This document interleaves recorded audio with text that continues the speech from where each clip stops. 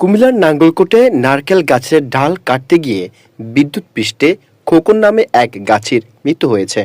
ঘটনাটি ঘটেছে সোমবার বেলা 12টার দিকে উপজেলার মৌকরা ইউনিয়নের তিলিপ গ্রামের মৃত আবিদ আলীর ছেলে ফজলুল হকের বাড়ির নারকেল গাছের উপর। নিহত গাছি পৌরসভার মান্দ্রা গ্রামের মৃত আলীর ছেলে ও 5 সন্তানের জনক। লাকসাম ফায়ার সার্ভিসের ওয়ারেন্ট ইন্সপেক্টর মঞ্জুরুল ইসলাম বলেন, খবর পেয়েছি তিলিপ গ্রামে একজন লোক নারকেল গাছের ডাল ও বিদ্যুতের তারে আটকিয়ে আছে।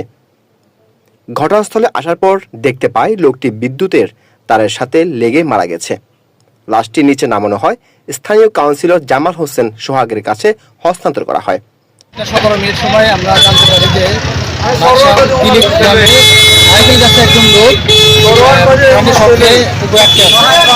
আমরা যত সময় দ্রুত ঘটনাস্থলে পৌঁছে দেখতে পারি যে লোকটি উপরে কারেন্টের সাথে তারের সাথে হাতে তুলে দেওয়ার কারণে সে উপরে গিয়ে মারা যায়। এবং পরে আমাদের ফায়ার সার্ভিস উদ্ধার করে স্থানীয় কাউন্সিলরকে জনাব জামাল হোসেনের কাছে আমরা হস্তান্তর করেছি।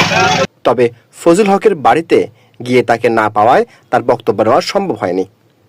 নিহত খোকনের মামাতো ভাই আবুল খায়ের বলেন, তার ফুফাতো ভাই দীর্ঘদিন যাবৎ নারকেল গাছের গাছি হিসেবে ঢাল কাটেন। মজুরি হিসেবে প্রতিটি গাছ কাটতে 100 টাকা নেয়। আজকেও 6টি গাছের ঢাল কেটে 7 নং গাছের ঢাল কাটতে গিয়ে বিদ্যুৎপৃষ্ট ঘটনাস্থলে মারা যায়। স্থানীয় কাউন্সিলর জামাল হোসেন সোহাগ বলেন, এটি অপমৃত্যু হওয়ায় কারো কোনো অভিযোগ না থাকায় মান্দ্রা ও তিলিপ গ্রামবাসীর উপস্থিতিতে লাশ দাফনের সিদ্ধান্ত নেওয়া হয়েছে। নাঙ্গলকোট থানার ওসি AK ফজলুল হক জানান, খবরটি পাওয়ার পর পুলিশকে ঘটনাস্থলে পাঠানো হয়েছে।